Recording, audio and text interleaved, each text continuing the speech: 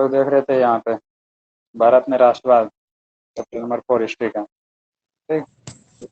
हाँ। इसमें हम लोग कुछ पढ़ लिए थे, कहाँ तक हो गया हाँ, था हम लोग का? आप पढ़ेंगे भारत प्रथम विश्व युद्ध के कारण और परिणाम का यहाँ भारत से। यहाँ तक हो गया था हम लोग का पढ़ना है। प्रथम विश्व युद्ध के कारण और परिणाम का भारत से अंतर संबंध, मतलब जब 1914 से 1918 ईस्वी के बीच में जो है विश्व युद्ध चल रहा था दुनिया में, तो उसका जो है असर क्या पड़ा भारत पर और किस तरह से वो भारत से संबंधित है। ठीक है, तो उसको हम लोग एक हाँ। एक करके देखते हैं। सबसे पहला है प्रथम विश्व युद्ध का संक्षिप्त परिचय दिया है कि प्रथम विश्व युद्ध कब और कैसे हुआ और किसके बीच हो रहा था। तो प्रथम प्रथम विश्व युद्ध विश्व इतिहास की एक महत्वपूर्ण घटना थी। यह प्रत्यक्ष यूरोपीय देशों की औपनिवेशिक साम्राज्यवादी प्रतिस्पर्धा का परिणाम था। ये जो है क्यों हुआ था, इसमें जो है हर एक जो भी यूरोपीय देश था, मतलब पूरे दुनिया को अपना उपनिवेश बनाने का प्रयास कर रहा था, गुलाम बनाने का प्रयास कर रहा था और वहां पर अपना साम्राज्य स्थापित करना चाहता था। इसीलिए एक दूसरे में वो लोग लड़ रहा था इस मामले में। ठीक है, 1914 में हाँ। प्रारंभ हुआ, दो गुटों में बटा था। एक एक गुट में जो है फ्रांस, ब्रिटेन और रूस था, जिसको कि मित्र राष्ट्र बोलते हैं। और 1917 के बाद इसका सहयोगी अमेरिका भी बन गया इस मित्र राष्ट्र में, यानी कि फ्रांस, ब्रिटेन और रूस के साथ साथ अमेरिका भी।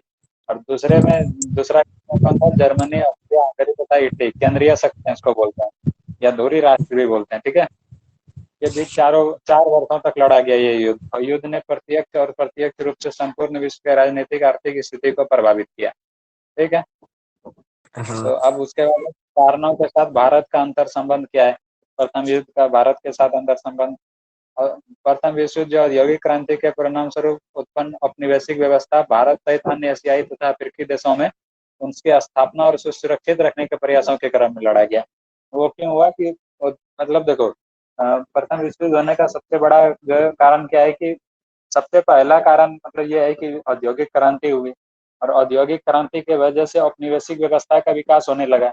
और औपनिवेशिक व्यवस्था को बनाने के लिए अब एशिया और अफ्रीका के देशों में यूरोपीय लोगों ने अपना साम्राज्य बनाने का प्रयास किया, और उस साम्राज्य को सुरक्षित रखने के लिए क्या हुआ, वो एक दूसरे से लड़ने लगे, और इसी का परिणाम था प्रथम विश्व युद्ध। ठीक है, ब्रिटेन के सभी उपनिवेशों में से भारत सबसे महत्वपूर्ण था, और इसे प्रथम महायुद्ध के अस्थिर माहौल में भी हर हाल में वो सुरक्षित रखना चाहता था।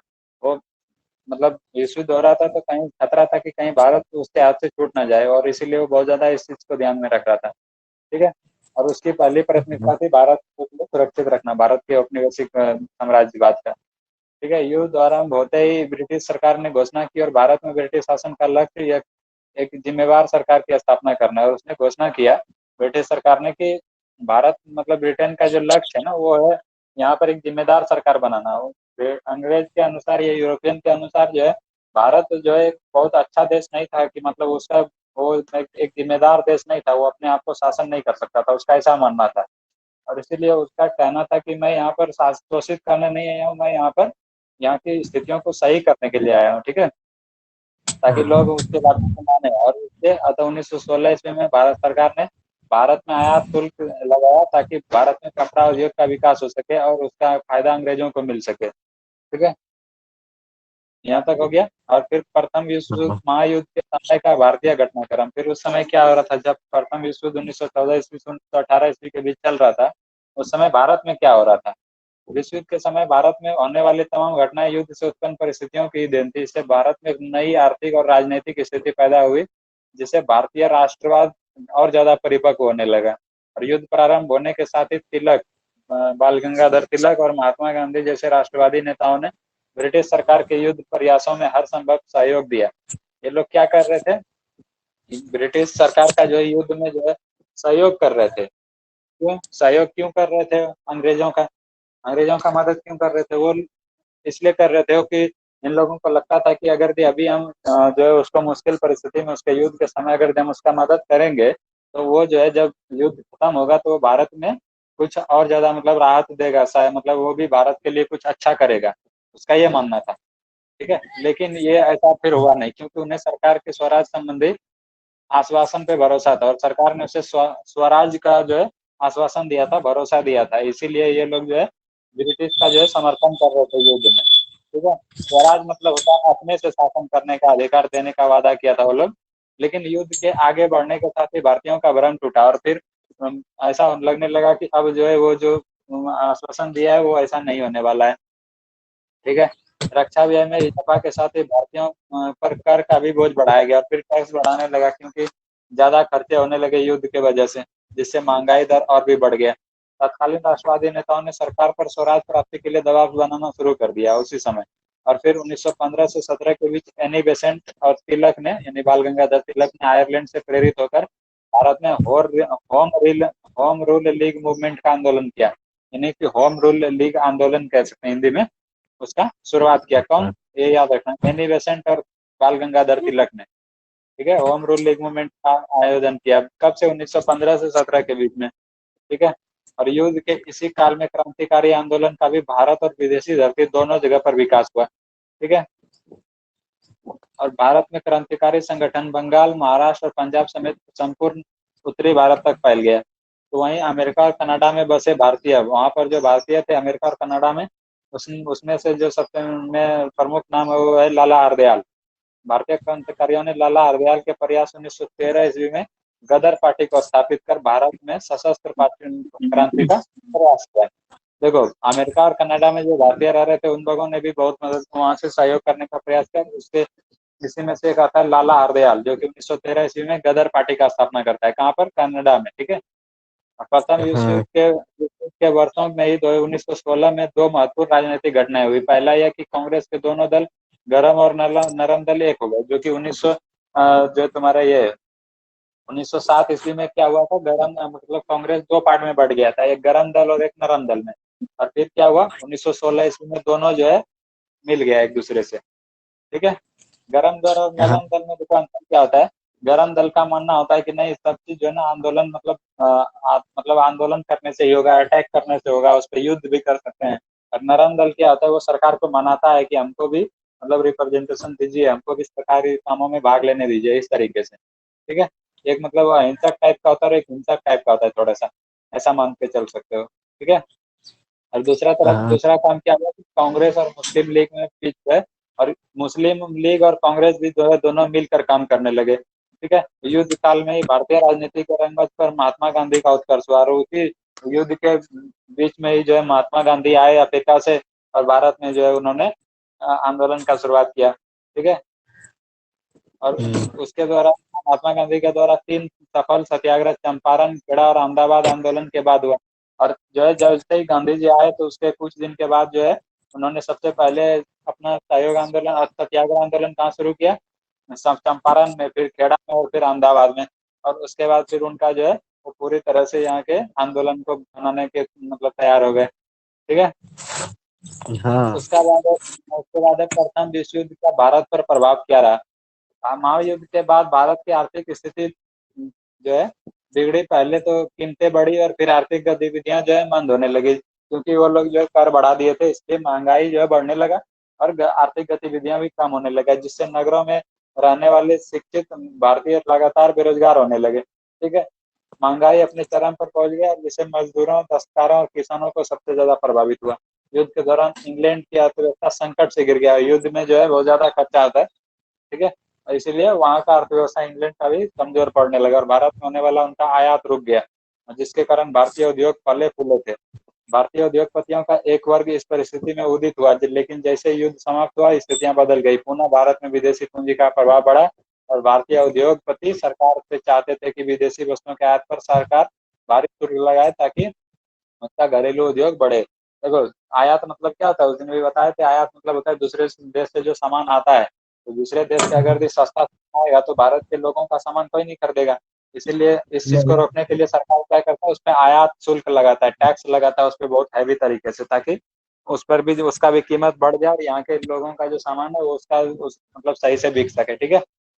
इसीलिए ये हाँ। लोग कहते हैं कि विदेशी जो वस्तु आ रहा है उस पर जो है आयात शुल्क, भारी शुल्क लगाया जाए, ये ऐसा उन लोगों को कह रहे थे, लेकिन ऐसा नहीं हुआ। ठीक है। और इस परिस्थिति में उन्होंने महसूस किया कि मजबूत राष्ट्रीय आंदोलन द्वारा दबाव बनाकर ही यह आंदोलन मतलब जीत जो है प्राप्त किया जा सकता है, आंदोलन सफल बनाया जा सकता है। ठीक है। और फिर प्रथम महायुद्ध का मतलब हुआ विश्व युद्ध ने भारत सहित पूरे एशिया और अफ्रीका में राष्ट्रवादी भावना को और ज्यादा बढ़ाया। और युद्ध के समय मित्र राष्ट्रों में कौन कौन था, रूस, फ्रांस और जो है इंग्लैंड और फिर बाद में अमेरिका जुड़ा था। और दुनिया के सभी राष्ट्रों के लिए जनतंत्र तथा राष्ट्रीय आत्मनिर्णय का एक नया युग आरंभ करने का वचन दिया था। लेकिन युद्ध के बाद उन्होंने अपना उपनिवेश खत्म करने के बजाय उस पर और कठोर नियंत्रण जो है, मतलब उन लोगों का कहना था कि तुम लोग अभी मेरा मदद करो युद्ध के समय में, और जैसे युद्ध खत्म होगा हम तुम लोगों को आज़ाद कर देंगे, फिर अपना जो है प्रभाव कम कर लेंगे। लेकिन जैसे ही युद्ध हुआ और उन्होंने नियंत्रण और ज्यादा कठोर कर दिया। और भारत में इसका उदाहरण है रॉलेट एक्ट का 1919 में पारित होना। और जैसे ही इस युद्ध खत्म हुआ प्रथम, और फिर उन्होंने रॉलेट एक्ट जो है पारित कर दिया, जो कि बहुत ज्यादा मतलब जो है ड्रैकोनियन लॉ इसको बोला जाता है, ठीक है। इस कानून के द्वारा क्या होता था, भारत को बिना किसी अदालत में मुकदमा चलाए जेल में बंद किया जा सकता था। इतना ज्यादा खतरनाक था। जब भी किसी को भी मन हुआ उसको जेल में डाल देगा, किसी बिना केस के। इस कानून के विरोध के क्रम में 13 अप्रैल 1919 का प्रसिद्ध जलियांवाला बाग हत्याकांड हुआ। और फिर इसी कानून का विरोध कर रहे थे लोग, जिसके वजह से 13 अप्रैल 1919 ईस्वी को जलियांवाला बाग है अमृतसर में, वहां पर जो है हत्याकांड हुआ और पूरे पंजाब में मार्शल लॉ लगा दिया गया, जिस पर लोगों का पाशविक अत्याचार किया जा रहा था। जलियांवाला बाग हत्याकांड का डेट याद रखना, 13 अप्रैल 1919। यहाँ पर क्या हुआ था कि एक पार्क था, ठीक है, एक पार्क था, हाँ। एक ही रास्ते थे बाहर निकलने के, और पूरे चारों तरफ दीवार गिरा हुआ था, ठीक है। और ये लोग क्या वहां पर जो है सब लोग शांति से बैठ के जो है सभा कर रहे थे कि किस तरीके से जो है मतलब कुछ लोगों को जेल में डाल देते, उन लोगों को निकालने की बात चल रहा था, ठीक है। और ये लोग उसमें से जनरल ओडायर नाम का एक मतलब पुलिस था, वो क्या किया वहां पर आया और फिर चारों तरफ से सबको घेर कर जो है उस पर गोलियां बरसा दिया। और बहुत ज्यादा गोलियां बरसाई, इसमें बहुत ज्यादा लोग मरे गए, ठीक है। और इसी कहते हैं जलियांवाला बाग हत्याकांड, जो कि 13 अप्रैल 1919 को हुआ था। क्लियर है। हाँ। उसके बाद महायुद्ध के बाद भारत में राष्ट्रवाद की जो लहर उठी, उसे प्रभावित होकर भारत में ब्रिटिश सरकार ने शासन में कुछ सुधार करने का प्रयास किया, जो कि 1919 के मॉन्टेस्क्यू चेम्सफोर्ड योजना का भारत सरकार के अध्ययन से जाना जाता है। महायुद्ध के बाद क्या हुआ, राष्ट्रवाद जो उठा तो उसके वजह से क्या किया, भारत में कुछ सुधार करने का प्रयास था, जिसके बाद क्या हुआ 1919 ईस्वी में भारत सरकार अधिनियम आया, मतलब कानून बनाया एक, जिसको कि मॉन्टेस्क्यू चेम्सफोर्ड योजना भी बोलते हैं। इस प्रस्ताव में प्रांतीय विधायी परिषदों का आकार बढ़ा दिया गया, मतलब विधायी जो है कानून बनाने का जो पावर जो था उसमें लोगों की संख्या बढ़ा दिया। निश्चित किया गया कि उनके अधिकांश सदस्य चुन कर आएंगे और चुने हुए लोग जो है कानून बनाएंगे, ऐसा वहाँ कहा गया, ठीक है। और केंद्र में जो है दोनों सदनों लेजिस्लेटिव असेंबली निचले सदन और काउंसिल ऑफ स्टेट उच्च सदन में सदस्यों की संख्या बढ़ाई गई। मगर भारतीय राष्ट्रवादी मामूली छूटों से बहुत आगे बढ़ चुके थे और राष्ट्रवाद या राजनीति की छाया मात्र से संतुष्ट होने वाले नहीं थे, तो वे लोग निर्णायक राजनीतिक संघर्ष के लिए मानसिक रूप से तैयार हो गए थे। ठीक है, यहाँ तक कोई दिक्कत? नहीं। कोई दिक्कत होगा उसको किताब को रीडिंग करेगा, फिर हमको पूछेगा अगले दिन, ठीक है। ठीक। हाँ। हाँ। अब उसके बाद प्रथम महायुद्ध का प्रत्यक्ष प्रभाव खिलाफत आंदोलन के रूप में आया। खिलाफत आंदोलन क्या था, प्रथम महायुद्ध के समय प्रथम विश्व युद्ध हो रहा था, उस समय ऑटोमन तुर्की जो था, उस समय जो तुर्की देश था वहाँ पर किसका शासन था, ऑटोमन साम्राज्य था। और वहाँ पर क्या हुआ, इस युद्ध के वजह से वहाँ के ऑटोमन साम्राज्य का जो है ऑटोमन साम्राज्य खत्म होता है, और वहाँ के जो उसके जो चीफ होते हैं ना, जिससे देखो अपने यहाँ पर होते हैं ना मतलब धर्मगुरु वगैरह, उसी तरीके से जो मुस्लिम का जो गुरु होता है ना, उसको वो वहाँ का सम्राट होता था, ऑटोमन सम्राट इसका। और उसको खलीफा कहा जाता है वहाँ के, ठीक है, आध्यात्मिक नेता को खलीफा कहा जाता था वहाँ तुर्की में। या उसका और उसका जो है हार हो गया था, ठीक है। और ऐसी अफवाहें फैली कि ऑटोमन सम्राट पर एक तख्त शांति समृद्धि सौंपी जाएगी, और फिर और इससे भारतीय मुसलमानों में नाराजगी बढ़ी। अब देखो वहाँ वो लोग मुस्लिम थे, वहाँ के जो मतलब मान के चलो वो लोग धर्म जो है पूरे दुनिया में जितने भी मुस्लिम थे सर सबका धर्म गुरु माना जाता है, और उसके खिलाफ अगर भी कुछ काम करोगे तो वो फिर मुस्लिम भारतीय मुस्लिमों में भी नाराजगी बढ़ने लगा, ठीक है। और उधर 1916 ईस्वी में लीग कांग्रेस समझौता, लखनऊ समझौता ने मुसलमानों और हिंदुओं के लिए साझी राजनीतिक जमीन पहले से तैयार कर दिया। इस परिस्थिति में गांधी जी ने खिलाफत के प्रश्न को भावी राजनीतिक आंदोलन के लिए एक महत्वपूर्ण मुद्दा बनाते हुए असहयोग आंदोलन का शुरुआत किया। और जब गांधी जी ने असहयोग आंदोलन का शुरुआत किया तो साथ ही साथ खिलाफत आंदोलन भी चलाया, जिसमें कि मुस्लिम लोगों का भी सहयोग मिलने लगा, ठीक है। इसके बाद महायुद्ध एक महत्वपूर्ण परिणाम यह भी हुआ कि गौरवों की प्रतिष्ठा घटी, मतलब अंग्रेजों की प्रतिष्ठा घटने लगी, क्योंकि वो लोग भी हार गया था बहुत ज्यादा, बहुत ज्यादा मतलब नुकसान हुआ था इसको। और साम्राज्यवाद के आरंभ से यूरोपीय शक्तियों ने अपनी सत्ता बनाए रखने के लिए जातीय सांस्कृतिक श्रेष्ठता का विचार दिया था। लेकिन युद्ध के दौरान दोनों पक्षों ने एक दूसरे के खिलाफ धुआंधार प्रचार किया तथा अपने विरोधियों तथा उपनिवेशियों में बर्बर और असभ्य व्यवहार का पर्दाफाश किया। वो लोग अपने आप को जो है ना, अंग्रेज और यूरोपियन लोग अपने आप को क्या महान बताते थे, और जब एक दूसरे से, जब अपने घर में जो वो दोस्तों एक दूसरे से युद्ध लड़ रहे थे ना, तो सब एक दूसरे का भंडाफोड़ कर रहे थे। ठीक है, और इससे जो है उसकी प्रतिष्ठा घटने लगी। और स्वाभाविक तौर पर उपनिवेश भारत की जनता ने दोनों पक्षों पर विश्वास किया और गोरों की श्रेष्ठता का भय उसके मन से उठने लगा। ठीक है, प्रथम विश्व युद्ध के बाद उत्पन्न परिस्थितियों ने राष्ट्रीय आंदोलन में गांधीवादी चरण 1947 के बीच, और जैसे ही प्रथम विश्व युद्ध खत्म होता है फिर गांधी जी का जो आंदोलन शुरू होता है। ठीक है, और राष्ट्रवादी जो है गांधीवादी आंदोलन का चरण शुरू होता है। और 1915 में दक्षिण अफ्रीका से लौटने के बाद गांधी जी दक्षिण अफ्रीका से कब आते हैं इंडिया? 1915 ईस्वी में। रचनात्मक कार्यों के लिए अहमदाबाद में साबरमती आश्रम की स्थापना की, और फिर 1915 में दक्षिण अफ्रीका से वापस आते हैं और फिर यहाँ पर साबरमती आश्रम बनाते हैं अहमदाबाद में। चंपारण एवं खेड़ा में कृषक आंदोलन और अहमदाबाद में श्रमिक आंदोलन का नेतृत्व प्रदान कर गांधी जी ने प्रभावशाली राजनेता के रूप में अपनी पहचान बनाई। ठीक है, और फिर चंपारण में हुआ आंदोलन, और फिर खेड़ा में, और फिर अहमदाबाद में, ये सब आंदोलन में उनका बहुत बड़ा योगदान था। प्रथम विश्व युद्ध के अंतिम दौर में इन्होंने कांग्रेस, होम रूल लीग और मुस्लिम लीग के नेताओं के साथ घनिष्ठ संबंध स्थापित किए। ब्रिटिश सरकार की उत्पीड़न की नीतियों एवं रॉलेट एक्ट के विरोध में इन्होंने सत्याग्रह की शुरुआत कर दी गांधी जी ने। क्लियर है? बाद रॉलेट एक्ट के विरोध में सत्याग्रह हुआ। बढ़ती हुई क्रांतिकारी संघटनाओं एवं असंतोष के बढ़ दबाने के लिए लॉर्ड चेम्सफोर्ड ने न्यायाधीश सिडनी रॉलेट, ये आदमी का नाम है, न्यायाधीश था, वो जज था, सिडनी रॉलेट की अध्यक्षता में एक समिति बनाया, और समिति ने क्रांतिकारी गतिविधियों को रोकने के लिए, समिति ने क्या किया, क्रांतिकारी गतिविधि को रोकने के लिए निरोधात्मक एवं दंडात्मक दोनों प्रकार के विशेष विधेयकों का सुझाव दिया। उन्होंने कहा कि यहाँ के लोगों को जो आंदोलन अगर रोकना है तो उसके लिए क्या जरूरी है कि मतलब किसी वारंट के अनुसार बिना किसी केस के भी उसको जेल में डाला जा सके। जैसे ही कोई आंदोलन करने का प्रयास करेगा उसको जो है पकड़ के जेल में डाल दिया जाएगा, तो फिर आंदोलन कम पड़ जाएगा। क्लियर है? समिति के अनुसार क्रांतिकारी एवं आधारिकता अधिनियम को 21 मार्च 1919 को मंजूरी मिलती है। ठीक है, ठीक, इस अधिनियम के अंतर्गत विशेष न्यायालय के गठन का प्रावधान था जिसके निर्णय के विरुद्ध कोई अपील नहीं की जा सकती। ठीक है, और किसी भी व्यक्ति को अमान्य साक्ष्य और बिना वारंट के भी गिरफ्तार किया जा सकता था। महात्मा गांधी सरी के नेताओं ने इसे अनुचित स्वतंत्रता का हनन करने वाला तथा व्यक्ति के मूल अधिकारों की हत्या करने वाला बताया। ठीक है, मूल अधिकार जो अभी फंडामेंटल राइट्स है ना हमारे देश में, उसका जो है मतलब वो नहीं मिलने लगा लोगों को।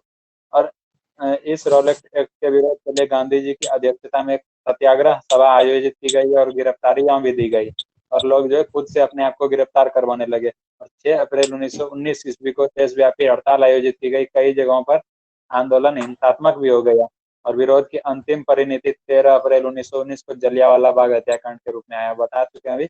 अब जलियांवाला बाग हत्याकांड में एक्चुअली हुआ क्या, तो वो किताब के थ्रू बताते हैं, हम तो पहले बता चुके हैं। ठीक है, जलियांवाला बाग हत्याकांड कब, क्यों और कैसे, देखते हैं हम लोग। विश्व युद्ध जनित घटनाओं का प्रभाव पंजाब में विशेष रूप से परिलक्षित होने के कारण वहां जनसभा आंदोलित था। 6 अप्रैल की देशव्यापी हड़ताल के बाद 9 अप्रैल 1919 को 2 स्थानीय नेताओं डॉक्टर सत्यपाल एवं किचलू को गिरफ्तार कर लिया गया था। वहां के जो 2 नेता थे 9 अप्रैल को क्या किया था, उन लोगों को गिरफ्तार कर लिया था, डॉक्टर सत्यपाल को और किचलू को। ठीक है, दोनों कांग्रेस के वार्षिक अधिवेशन की स्वागत समिति के सदस्य भी थे। ठीक, और इनकी गिरफ्तारी के विरोध में, इनकी जो गिरफ्तारी हुई थी उसके विरोध में 13 अप्रैल 1919 को जो है इसी बीच 13 अप्रैल 1919 को इसी बीच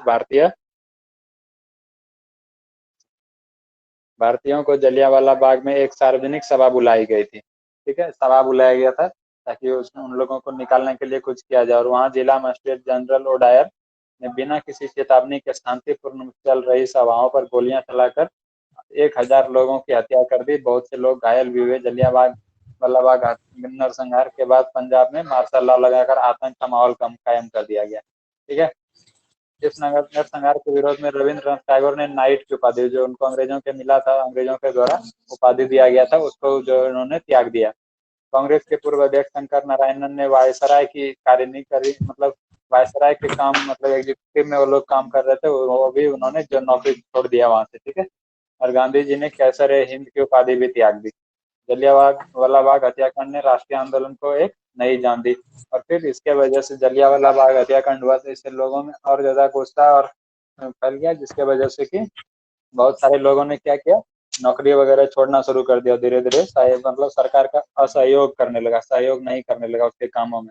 अभी मान के चलो सरकार का जब तक सहयोग नहीं करेगा काम करने वाले पुलिस, टीचर, डॉक्टर, इंजीनियर ये सब, तो फिर सरकार क्या कर सकता है? सरकार सब अकेले तो नहीं संभाल सकता ना। उसी को बोलते हैं असहयोग आंदोलन, मतलब सहयोग नहीं कर रहा था ये लोग, ठीक है। उसके बाद इसके साथ होता है खिलाफत आंदोलन। खिलाफत आंदोलन क्या होता है? जो तुर्की का जो ऑटोमन साम्राज्य का जो मतलब धर्म गुरु था, खिलाफ उसको खलीफा बुलाया जाता था, उसी के नाम से आया है खिलाफत आंदोलन, ठीक है।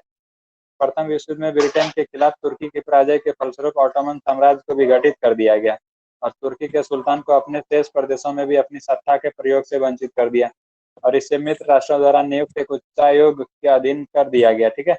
और चूंकि ऑटोमन साम्राज्य का शासक तुर्की सुल्तान इस्लामिक संसार का खलीफा कहा जाता था, पूरे दुनिया में जितना भी इस्लाम मुस्लिम था उस सबका जो है वो सुल्तान माना जाता था, गुरु धर्म गुरु माना जाता था, ठीक है। और भारत के मुसलमानों को भी तुर्की के साथ किया जाने वाला दुर्व्यवहार पसंद नहीं था। भारतीय मुसलमान प्रथम विश्व युद्ध के दौरान किए जाने वाले वादा खिलाफी को विश्वासघात के रूप में देखते थे। अतः 1920 के प्रारंभ में भारतीय मुसलमानों ने तुर्की के प्रति ब्रिटेन की अपनी नीति बदलने के लिए बात करने हेतु जोरदार आंदोलन प्रारंभ किया, जिसे खिलाफत आंदोलन कहा जाता है, ठीक है। और फिर महात्मा गांधी ने और भारतीय राष्ट्रीय कांग्रेस के अमृतसर अधिवेशन 1919 में, देखो अमृतसर में यह अधिवेशन क्यों हुआ? क्योंकि वहां पर जलियांवाला बाग हत्याकांड हुआ था ना, अप्रैल 1913 में, इसीलिए, ठीक है। और हाँ। मतलब हर एक बार जो है अलग अलग शहर में इसका बैठक होता था, उसी में से 1919 का अधिवेशन कहाँ हुआ था? अमृतसर में हुआ था। और समर्थन पाकर यह आंदोलन, और इसको जो है गांधी जी और राष्ट्रीय कांग्रेस, भारतीय राष्ट्रीय कांग्रेस जो खिलाफत आंदोलन का साथ दे रहा था। और नवंबर 1919 में ही महात्मा गांधी अखिल भारतीय खिलाफत आंदोलन के अध्यक्ष बन चुके थे। इसे गांधी जी ने हिंदू मुस्लिम एकता के महान अवसर के रूप में देखा और इन्होंने प्रयास किया कि हिंदू मुस्लिम दोनों मिलकर अगर ये आंदोलन करेंगे तो ज्यादा प्रभाव पड़ेगा, ठीक है। खिलाफत आंदोलनकारियों ने 3 मांग पत्र तैयार किया, जिसमें कि था पहला था तुर्की के सुल्तान खलीफा को पर्याप्त लौकिक अधिकार प्रदान किया जाए ताकि वह इस्लाम की रक्षा कर सके। और दूसरा था अरब देशों को मुस्लिम शासन के अधीन कर दिया जाए। अरब देश मतलब अभी फिलहाल जो है ईरान के आसपास जो भी देश है ये सब, ठीक है। और उसके बाद खलीफा को मुसलमान के पवित्र स्थलों का संरक्षक बनाया जाए, ठीक। फिर 17 अक्टूबर 1919 को पूरे भारत में खिलाफत दिवस मनाया जाता है, ठीक है। क्लियर है? हाँ। भारतीय राष्ट्रीय कांग्रेस के कलकत्ता अधिवेशन सितंबर 1920 में गांधी जी के प्रेरणा से अन्यायपूर्ण कार्यों के विरोध में 2 प्रस्ताव पारित कर असहयोग आंदोलन चलाने का निर्णय लिया गया। असहयोग आंदोलन का प्रस्ताव कब पास हुआ? कलकत्ता अधिवेशन में हुआ 1920 ईस्वी में, ठीक है, सितंबर 1920 में गांधी जी के द्वारा किया गया था असहयोग आंदोलन जो है पास करवाया गया। और प्रथम खिलाफत मुद्दे पर ब्रिटिश सरकार का दृष्टिकोण एवं द्वितीय जो है पंजाब में निर्दोष लोगों की हत्या करने वाले बर्बर पदाधिकारियों को दंडित करने के में सरकार की विफलता है। इन्हीं 2 मुद्दों पर जो है असहयोग आंदोलन को तैयार किया गया। इन्हीं 2 मुद्दों की विशेष रूप से अधिवेशन में चर्चा की गई। क्लियर है? दिसंबर 1920 ईस्वी के कांग्रेस के नागपुर, फिर दिसंबर 1920 में फिर से एक अधिवेशन होता है जो कि कांग्रेस नागपुर में हुआ। में कलकत्ता अधिवेशन में प्रस्ताव की पुष्टि की गई और स्वशासन की जगह स्वराज का लक्ष्य प्रस्ताव पारित किया गया। और इस अधिवेशन में कई रचनात्मक कार्यक्रम तैयार किए गए जिसमें राष्ट्र कांग्रेस के लक्ष्य प्राप्ति को बल मिला। और उसके बाद फिर तब इसी अधिवेशन के बाद शुरू होता है असहयोग आंदोलन गांधी जी के द्वारा। असहयोग कब होता है? असहयोग आंदोलन 1920 से लेकर 1922 ईस्वी तक चलता है। एक असहयोग आंदोलन महात्मा गांधी के नेतृत्व में प्रारंभ किया गया प्रथम जन आंदोलन था। इस देखो प्रथम जन आंदोलन था, मतलब इसमें पूरे देश के बहुत ज्यादा लोग इसमें जुड़े हुए थे। लेकिन इनसे भी पहला जो है भारत में आंदोलन कौन था? चंपारण सत्याग्रह था। चंपारण सत्याग्रह जो कि एक छोटे लेवल पे था, ठीक है, इससे कंफ्यूज नहीं होना। तो इसके जो इतना मेनली जो है 3 कारण था इस असहयोग आंदोलन के। उसमें सबसे पहला था खिलाफत का मुद्दा, दूसरा था पंजाब में जो जलियांवाला बाग हत्याकांड हुआ था, और तीसरा था स्वराज की प्राप्ति करना, ठीक। इस हाँ। आंदोलन में दो तरह के कार्यक्रम को अपनाया गया। प्रथम था अंग्रेजी शासन सरकार को कमजोर एवं करने एवं नैतिक रूप से पराजित करने के लिए विध्वंसात्मक कार्य, जिसके अंतर्गत उपाधियों एवं अवैतनिक पदों का त्याग करना।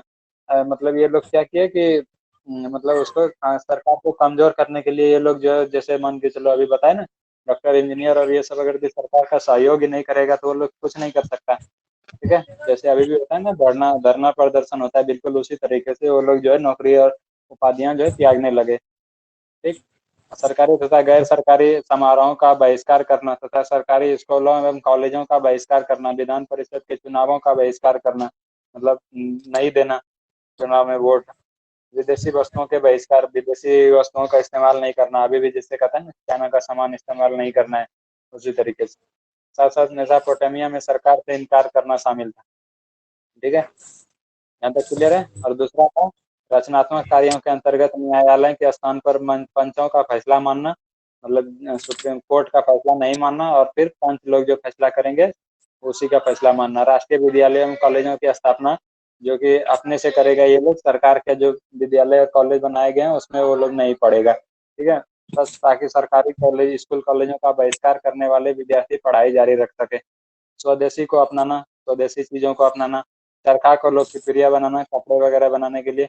तिलक स्वराज कोष हेतु 1 करोड़ रुपये इकट्ठा करना तथा 20 लाख चरखाओं का संपूर्ण भारत में वितरण करना, क्योंकि उस समय कपड़े बनाने का सबसे अच्छा तरीका चरखा ही था। लेकिन और इससे क्या होगा, चरखा से जो है ज्यादातर लोगों को इसके काम मिल सकता था, और वो लोग मशीन से कपड़ा बनाते थे, यहाँ के लोगों को काम नहीं मिलता था और यहाँ के लोग बेरोजगार हो रहे थे। ठीक है, यहाँ तक क्लियर है। हम्म। आंदोलन का शुरुआत कैसे हुआ? महात्मा गांधी के नेतृत्व से 1 जनवरी 1921 ईस्वी को, देखो वहां पर लिखा था ना 1920 से लेकर 22 तक चला, और यहाँ पर लिखा है कि 1 जनवरी 1921 लिखा है, मतलब 1 जनवरी। अधिवेशन पास हो गया था 1920 ईस्वी में ही, दिसंबर में ही कुछ कुछ चीजें शुरू हो गई थी, इसीलिए इसको जोड़ा जाता है। ठीक है, ये याद रखना। उन्नीस 1 जनवरी 1921 ईस्वी को असहयोग आंदोलन की शुरुआत हुई। महत्वपूर्ण संपूर्ण भारत में असहयोग आंदोलन को अभूतपूर्व सफलता मिली। विदेशी कपड़ों का बहिष्कार एवं छात्रों द्वारा सरकारी स्कूलों कॉलेजों का बहिष्कार जारी रहा। आंदोलन के दौरान राष्ट्रीय विद्यालय, जामिया मिलिया इस्लामिया और अलीगढ़ मुस्लिम विश्वविद्यालय और काशी विद्यापीठ जैसे शैक्षणिक संस्थाओं की स्थापना की गई।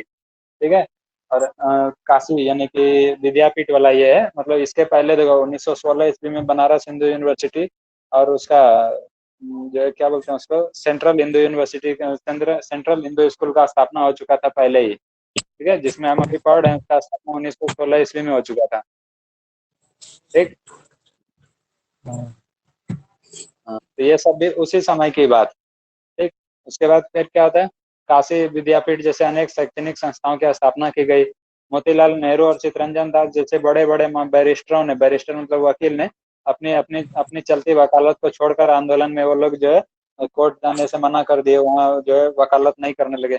और प्रिंस ऑफ वेल्स का स्वागत 17 नवंबर 1921 में मुंबई में राष्ट्रव्यापी हड़ताल के साथ किया गया, जब वहाँ जो है इंग्लैंड से जो है प्रिंस आ रहा था, उसका राजकुमार कह सकते हो आ रहा था, तो उसका जो है हड़ताल के द्वारा उसका स्वागत किया गया।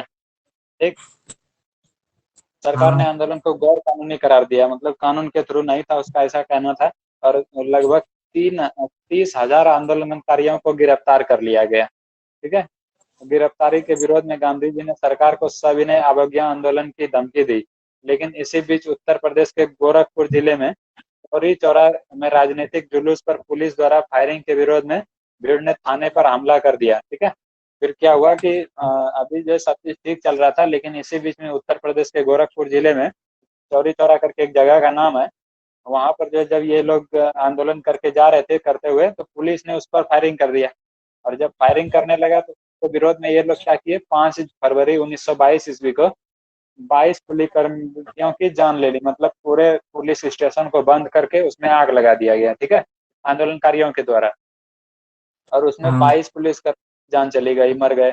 और गांधी जी समझ गए कि अब इस देखो गांधी जी जो है बिल्कुल हमेशा जो है ना अहिंसा की बात करते थे, वो हिंसा मार काट ये सब बिल्कुल भी नहीं देख सकते थे। ठीक है, इसी वजह से गांधी जी समझ गए कि जनता अभी सभी ने अवज्ञा आंदोलन के लिए तैयार नहीं है, और इसलिए 12 फरवरी 1922 को गांधी जी के निर्णयानुसार आंदोलन को स्थगित कर दिया गया, और मतलब आंदोलन को रोक दिया गया। आंदोलन क्यों रोका गया? आंदोलन को रोकने का सबसे मेन कारण था चौरी चौरा हत्याकांड जो हुआ था। क्योंकि जैसे ही यहाँ पर देखो, कोई भी आंदोलन तभी तक कर सकता है जब तक कि वो पूरी तरह से शांतिपूर्ण हो। जैसे ही वो, जब तक शांतिपूर्ण रहेगा आंदोलन ना, तो सरकार कुछ नहीं कर पाएगा, ठीक है।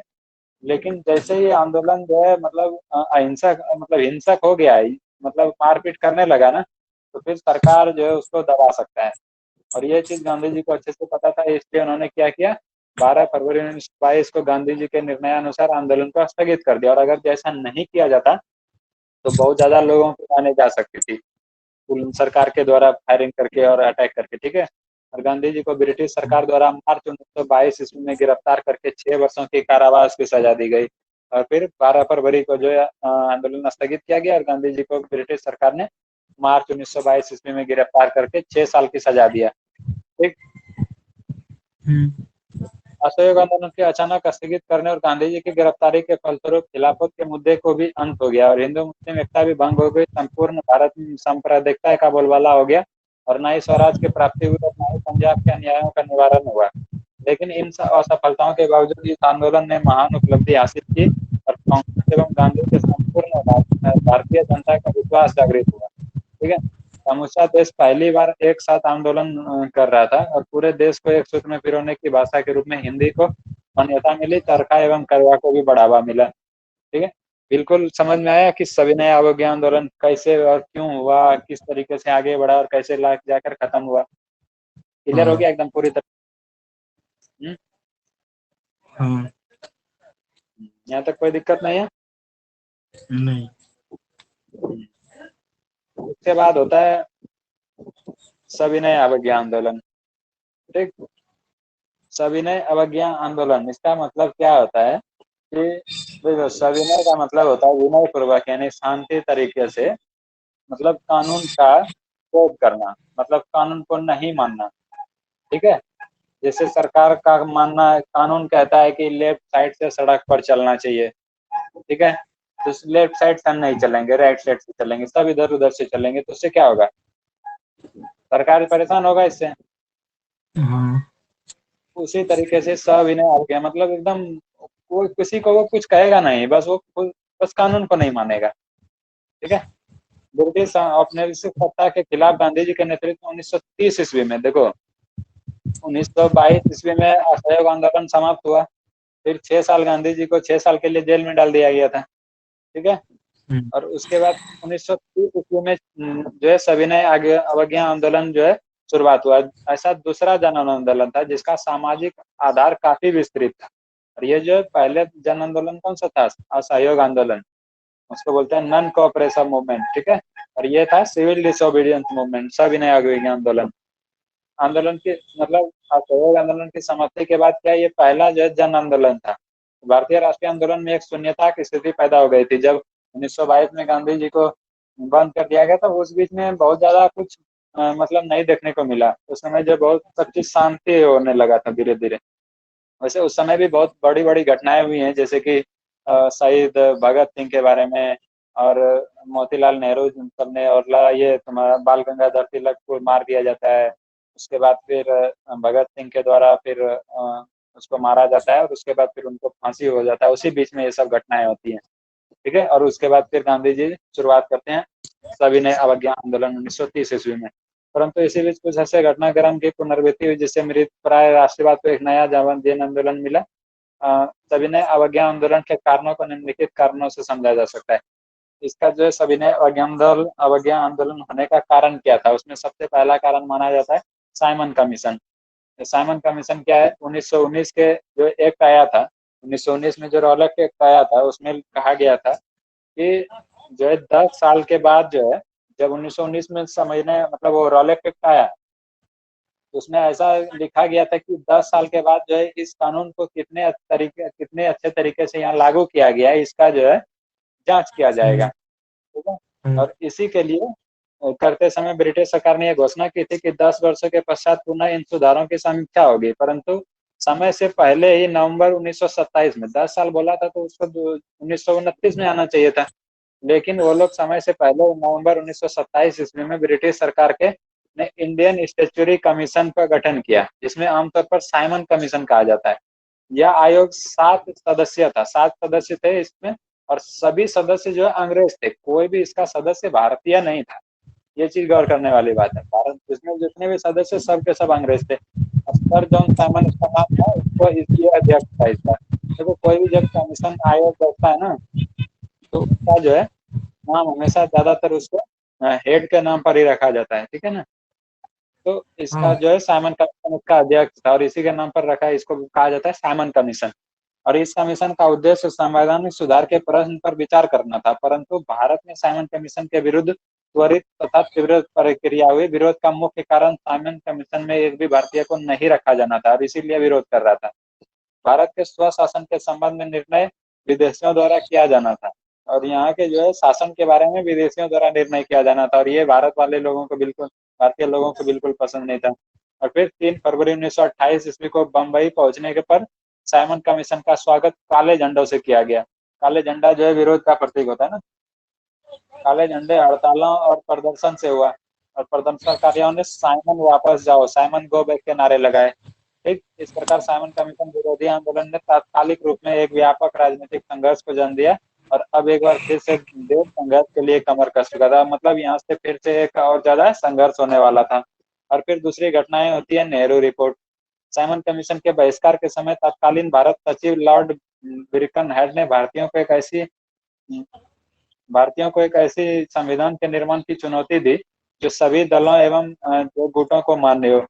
देखो जब साइमन कमीशन का विरोध कर रहा था भारतीय लोग, तो एक लॉर्ड बिरकन हेड करके वहाँ का था, सचिव था इंग्लैंड का। तो उन्होंने भारतीय को चैलेंज कर दिया, चुनौती दिया कि आप लोग जो है मतलब स्वराज की बात करते हैं, लेकिन ऐसा एक संविधान भी आप लोग नहीं बना सकते जो कि सभी लोगों को मान्य हो, पूरे देश को मान्य हो। ठीक है, ये चुनौती दिया गया, उसके द्वारा चैलेंज किया गया। तो भारत सचिव की चुनौती का जवाब देने के लिए कांग्रेस ने, और इस चुनौती का जवाब देने के लिए क्या किया, कांग्रेस ने फरवरी 1928 ईस्वी में दिल्ली में एक सर्वदलीय सम्मेलन का आयोजन किया, और इस सम्मेलन में मोतीलाल नेहरू को अध्यक्ष बनाया गया। ठीक, और समिति ने ब्रिटिश सरकार से डोमिनियन स्टेट के दर्जा देने की मांग की, जिससे कांग्रेस का एक वर्ग असहमत था। यद्यपि नेहरू रिपोर्ट जो है स्वीकृत नहीं हो सका। ठीक है, नेहरू रिपोर्ट जो स्वीकृत नहीं हो पाया, लेकिन इससे अनेक महत्वपूर्ण निर्णय को जन्म दिया। और देखो भारत में माना जाता है कि संविधान का जो शुरुआत होने का जो मेन कारण है ना, ये भी माना जाता है, जब इन्होंने चैलेंज किया अंग्रेज ने, तो फिर इन लोगों ने 1928 ईस्वी में प्रयास किया संविधान मतलब एक तरह का बनाने का, ऐसा कानून बनाने का जो पूरे देश को मान्य हो। भले ही वो पास नहीं हो पाया, लेकिन उसका असर जो है आगे देखने को मिलता है। एक सांप्रदायिकता की भावना जो अंदर थी, अब जो है वो उभर कर सामने आई, और मुस्लिम लीग और हिंदू महासभा दोनों ने इसे फैलाने में सहयोग दिया। गांधी जी ने इससे निपटने के लिए सविनय अवज्ञा आंदोलन कार्यक्रम प्रस्तुत किया। और फिर और अवज्ञा आंदोलन का जो कारण और क्या है, विश्वव्यापी आर्थिक मंदी का प्रभाव। 1929 से 1930 की विश्वव्यापी आर्थिक मंदी आता है वहां पे आया, और भारत आर्थिक व्यवस्था पर बहुत बड़ा प्रभाव पड़ा। ठीक है, मूल्यों में वृद्धि हुई, भारत का निर्यात कम हो गया, और अंग्रेजों ने भारत से धन का निष्कासन बंद नहीं किया।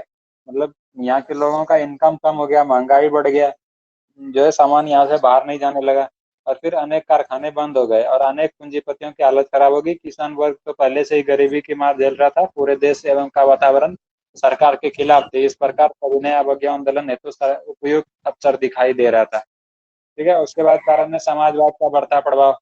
जो हम लोग रूसी क्रांति में पढ़े थे समाजवाद का प्रभाव, उसका यहाँ असर देखने को मिलेगा। और इस समय मार्क्सवाद एवं समाजवादी विचारधारा तेजी से फैल रहे थे। हम लोग पढ़े थे ना उसमें, लेनिन जब 1917 में बोल्शेविक क्रांति करता है, फिर हाँ। 1924 तक जो है लेनिन जाता है, तो उस समय समाजवाद का बहुत ज्यादा प्रभाव था, और उसका असर जो है यहाँ पर भी देखने को मिलता है। कांग्रेस संगठन के अंदर भी जवाब जो है,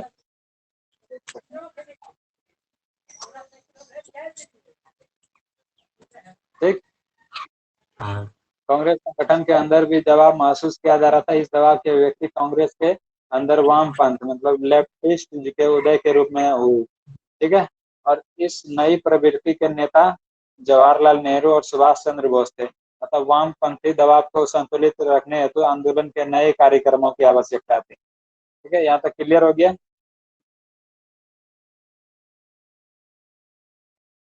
उसके बाद है क्रांतिकारी आंदोलनों का उभार। बताए ना कि इसी बीच में बहुत सारा क्रांतिकारी आंदोलन, मतलब आंदोलन भी शुरू हो रहे थे जो भगत सिंह और इससे रिलेटेड। ठीक। और इस समय भारत की स्थिति विस्फोटक थी। मेरठ षड्यंत्र केस और लाहौर षड्यंत्र केस ने सरकार भी विरोध विचारधारा को उग्र बना दिया। भारत बंगाल में क्रांतिकारी राष्ट्रवाद की जो गतिविधियां एक बार फिर बढ़ने लगी। और अप्रैल 1930 में चटगांव में सरकारी शस्त्रागार पर क्रांतिकारियों ने योजनाबद्ध ढंग से एक छापा मारा जिसके नेतृत्व सूर्य सेन कर रहे थे। इसका उपनाम मास्टर दा था। और पूर्ण स्वराज की मांग का भी एक मुद्दा था। दिसंबर 1929 ईस्वी में कांग्रेस का एक वार्षिक अधिवेशन लाहौर में हुआ। दिसंबर 1929 में कांग्रेस का वार्षिक अधिवेशन लाहौर में हुआ जो कि जवाहरलाल नेहरू के अध्यक्षता के रूप में हुआ। वहां देखो, एक चीज याद रखना, नेहरू रिपोर्ट कौन बनाया था? नेहरू रिपोर्ट कौन बनाया था? नेहरू रिपोर्ट बनाया था मोतीलाल नेहरू, जो कि जवाहरलाल नेहरू के पिताजी थे। ये याद रखना, हाँ। कंफ्यूज मत होना। ठीक। और 21 दिसंबर 1929 को मध्य रात्रि को रावी नदी के तट पर नेहरू ने तिरंगा झंडा फहराया, स्वतंत्रता की घोषणा का प्रस्ताव किया और 26 जनवरी 1930 ईस्वी को पूर्ण स्वतंत्रता दिवस मनाने की घोषणा की। और ये जो 26 जनवरी 1930 ईस्वी को 1930 है, या 47 या 50 नहीं है, ये ध्यान रखना।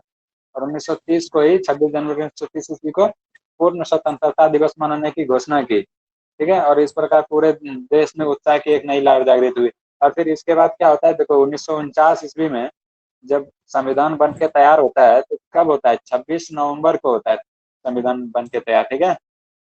लेकिन इस कानून को लागू किया, इस संविधान को लागू कब किया जाता है?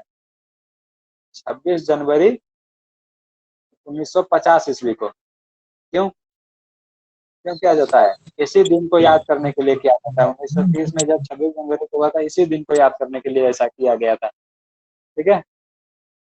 इसके बाद हाँ। है गांधी समझौता का रुख।